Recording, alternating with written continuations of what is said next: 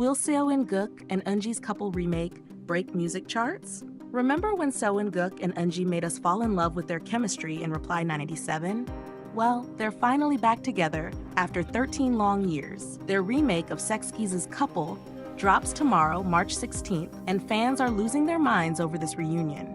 The surprise announcement came on March 1st when both their agencies released a teaser image showing them sitting side by side in matching outfits.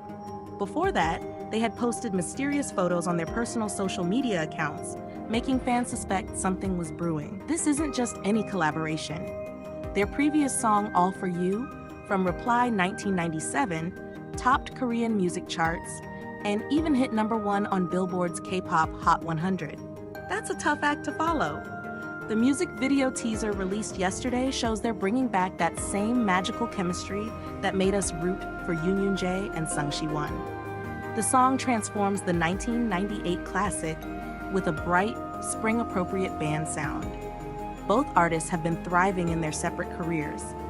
Eunji is currently on her Pink New Year Asia tour with A-Pink and will star in a new drama next month. Seo and Guk recently confirmed his role in an upcoming Netflix series after releasing his solo album last year. What do you think about this long-awaited reunion? Will their couple remake capture the same magic as their first collaboration? You're currently watching the latest K-pop news report for Saturday, March 15th, 2025. Speaking of exciting collaborations, another beloved K-pop idol is making waves with her solo comeback. Is I-DLE Yuqi's Radio Dum Dum her best solo work yet? Yuqi from I-DLE is making her solo comeback, and it might be her most unexpected move yet. The talented idol surprised everyone with the announcement of her new digital single, Radio Dum Dum, dropping March 17th. It all started with a mysterious teaser showing only 9.23 megahertz that had fans scratching their heads. 2 days later, we finally got confirmation.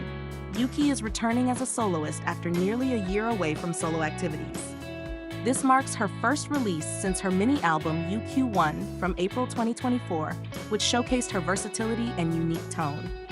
The radio-themed concept hints at something potentially retro or narrative-driven, perfectly suited to Yuqi's storytelling abilities.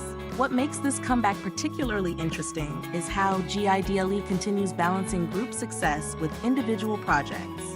While the group dominates charts together, they're clearly investing in each member's personal artistic growth. Yuqi's distinctive husky vocals have always been one of I-DLE's secret weapons, and this solo track will give that voice the spotlight it deserves. The playful dum-dum in the title suggests we might get an addictive hook that showcases her charismatic delivery. Do you think this comeback will reveal a completely new side of Yuqi, or will it build on the foundation she established with UQ1? What kind of concept are you hoping to see? While we're on the topic of idols showing off their talents, a certain BTS member recently surprised fans with his acting skills. Did BTS J-Hope really work at a chicken restaurant? Gaby reveals all. Did you know BTS's J-Hope once worked at a chicken shop? Well, not really, but his hilarious character in the latest Diva Gaby Girl episode will have you convinced otherwise. J-Hope just made the most epic guest appearance on Gaby's YouTube show, playing Superstar Hope, a part-time worker at Hoseok's 5 or 6 chickens who dreams of making it big as a singer.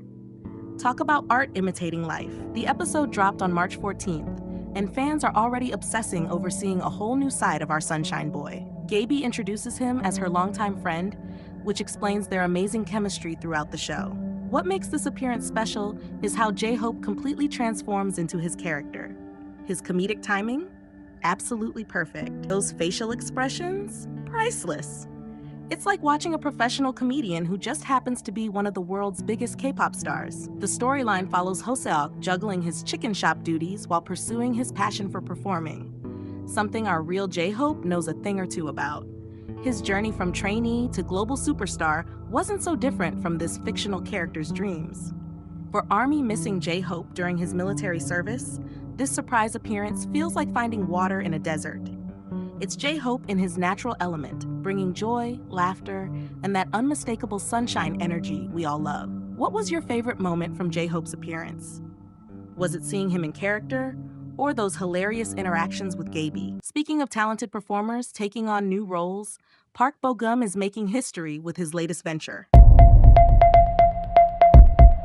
How Park Bo-gum's musical talents shine in his new KBS hosting role. Park Bo-gum just made history as the first actor to host KBS's beloved music talk show The Seasons. His season, titled Park Bo-gum's Cantabal, premiered on March 14th, and it's already breaking new ground in the show's 33-year legacy. The title, Cantabal, meaning as if singing, was Park's own suggestion, connecting to his 2014 drama Tomorrow's Cantabile. This isn't just a hosting gig for him, it's a passion project. Producer Choi Sung-hee revealed they begged him to join after seeing his deep respect for musicians during a guest appearance last year. Park Bo-gum's musical talents are impressive. He plays piano beautifully, sings well, and even contributed lyrics to the show's new signal song. He's created a special segment called BGM, inspired by his initials, where he recommends music to viewers each episode. The premiere featured an emotional reunion with his Love in the Moonlight castmates Kim Yoo-jung, Jung Jin-young, and Kwak Dong-yeon, who surprised him by singing together on stage. Even previous host Lee Young-ji showed up in the audience to support him. Despite his initial nervousness, Park ended the show by singing IU See You Friday and humbly promising viewers, "I will be able to show you how I improve and grow."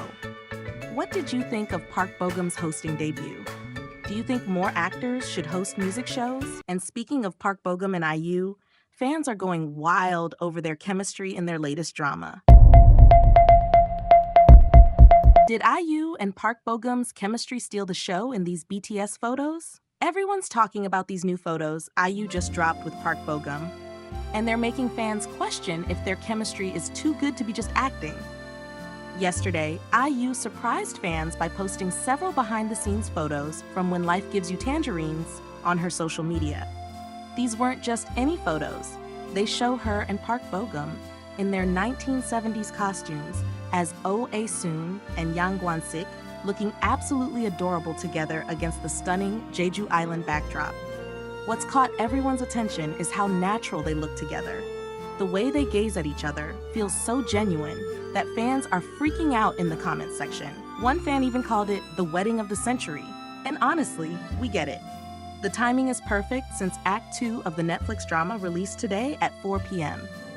In case you haven't watched yet, the story follows Ae-soon, a spirited rebel from Jeju, and Gwan-sik, a devoted and steadfast man, as they navigate life's adventures through 4 seasons. These behind-the-scenes moments give us a glimpse into the fun they had creating this emotional drama.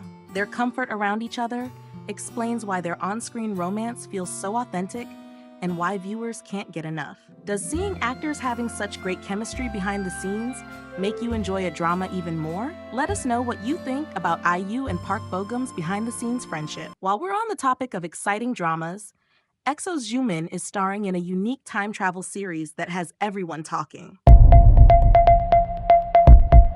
EXO's Jimin travels 400 years in time to run a modern restaurant. Imagine waking up 400 years in the future and being told to run a restaurant.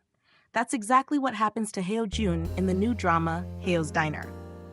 EXO's Jimin takes on the role of Heo-jun, a controversial figure from the Joseon dynasty who mysteriously time-slips 4 centuries into our modern world. The drama's main poster just dropped, and it's giving us all the fantasy comedy vibes we need. Jimin stands center stage in traditional hanbok, awkwardly holding a modern ladle while surrounded by kitchen equipment he's probably never seen before. The cultural clash is real, and it looks hilarious. Joining him is WJSN's Exie as Bong Eun-sil, who seems to be his cheerful partner in this culinary adventure. Her bright smile contrasts with Lee Se-yeon's character, who plays a chef determined to take over the restaurant. Talk about workplace drama. Completing the main cast is Lee Soo-min as a mysterious CF star whose role in the story remains intriguing. The poster features fun captions warning viewers not to watch on an empty stomach. Probably good advice since the drama promises mouth-watering food scenes. The production team designed the poster like a restaurant flyer to create that warm, familiar feeling we get from our favorite local eateries. What would you do if you suddenly had to adapt to life 400 years in the future?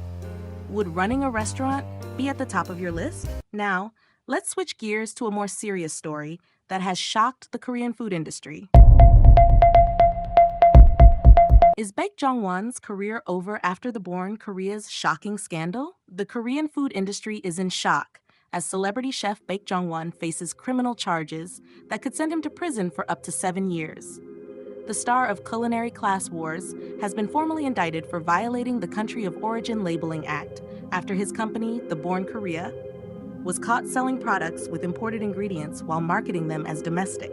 The scandal centers around two popular products: Baek's soybean paste, which contained Chinese ingredients despite being labeled Korean-made, and a stir-fried octopus dish advertised with domestic garlic that was actually imported from China. What makes this controversy particularly damaging is that Baek himself had previously criticized restaurant owners on his TV show for similar violations. A whistleblower revealed he has violated these same rules for the past decade while pretending to support local farmers. The hypocrisy has infuriated consumers who trusted his brand. To make matters worse, Baek's company is also under investigation for violating the Farmland Act by operating a factory in an agricultural zone where only domestic ingredients should be processed.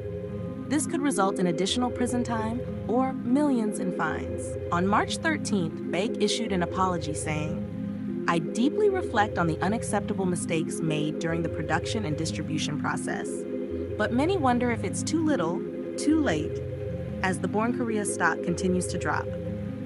Do you think Baek Jong-won can recover from this scandal, or has he permanently damaged his reputation as Korea's most trusted food entrepreneur? From one shocking story to another, a Korean TV show has just made history for all the wrong reasons. Did Jin-hee's comedy Kick Kick Kick Kick hit rock bottom? A Korean TV show just made history for all the wrong reasons. KBS 2's comedy Kick Kick Kick Kick ended with literally 0% ratings. Yes, you heard that right. Absolutely nobody was watching. The show starred actor Jin-hee and was supposed to be Korea's answer to Western-style sitcoms. It followed two entertainment industry veterans trying to build a YouTube channel with 3 million subscribers. Sounds interesting, right? Well, Korean viewers definitely didn't think so. When it premiered in February, things looked promising with a modest 2.1% rating. But by March, viewership had completely collapsed. Even moving the show to a later time slot didn't help, it just kept sinking. What went wrong? Critics say the characters were too exaggerated and lacked emotional depth. The comedy felt forced, and viewers couldn't connect with the story. Even the finale's promised nude photo shoot couldn't save this sinking ship. Director Koo Sung-jun had big dreams for this show, planning multiple seasons and a whole universe of characters. Instead, it's now famous as the lowest-rated Korean broadcast drama in history. KBS is already moving on with a new drama called Villains Everywhere, premiering next week. Do you think Korean TV should keep trying Western-style sitcoms, or stick to what works? What would you have done differently to save this show? On a completely different note, did you know about the special holiday being celebrated in Korea tomorrow? Why Korean men give white gifts on March 14th? White Day explained. Did you know that in Korea, Valentine's Day is just the first half of a two-part romantic holiday? On February 14th, women give gifts to men. But on March 14th, it's the men's turn to reciprocate during White Day. White Day originated in Japan in 1978 when confectionery companies created an answer day to Valentine's Day. They initially called it Marshmallow Day because men were expected to give white marshmallows in return for the chocolates they received. The tradition quickly spread to Korea, becoming a beloved cultural phenomenon. In Korean culture, White Day isn't just about returning the favor, it's about returning it threefold. There's an unwritten rule that men should give gifts worth 3 times the value of what they received on Valentine's Day. Talk about pressure. Traditionally, gifts were white-colored items like white chocolate or candy, symbolizing pure love. But modern celebrations have expanded to include flowers, jewelry, and even expensive electronics. Department stores and shops across Korea transform their displays with white and pastel-themed gift sets weeks before the big day. For couples, White Day means romantic dinners and special dates. For those not yet in relationships, it's a perfect opportunity for men to confess their feelings using the phrase 사랑을 고백하다. which means to confess one's love. What do you think about this unique tradition?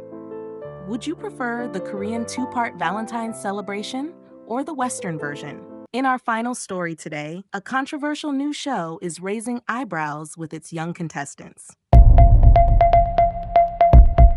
Is Under 15 creating a Blackpink-like group with kindergartners? 5-year-olds auditioning to become the next Blackpink?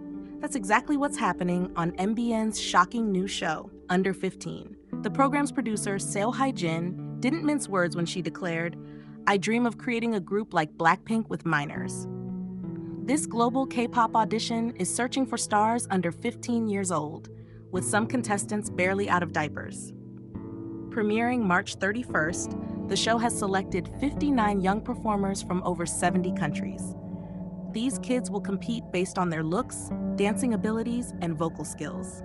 Producer Lee Guk-young confirmed they're auditioning children as young as 5 years old. He claims their verification process is thorough, stating they're searching for real stars among the countless children appearing in short-form videos. Jin believes the same old girl group formula doesn't work anymore. She's planning a group of 4 to 5 extremely young members that will revolutionize K-pop by meeting audience demands while showcasing Korea Studio's unique approach. Is this an innovative way to discover talent early, or is it pushing children too far too soon? What age do you think is appropriate for children to enter the entertainment industry? That wraps up today's K-pop news report for Saturday, March 15th, 2025. Catch you in the next one.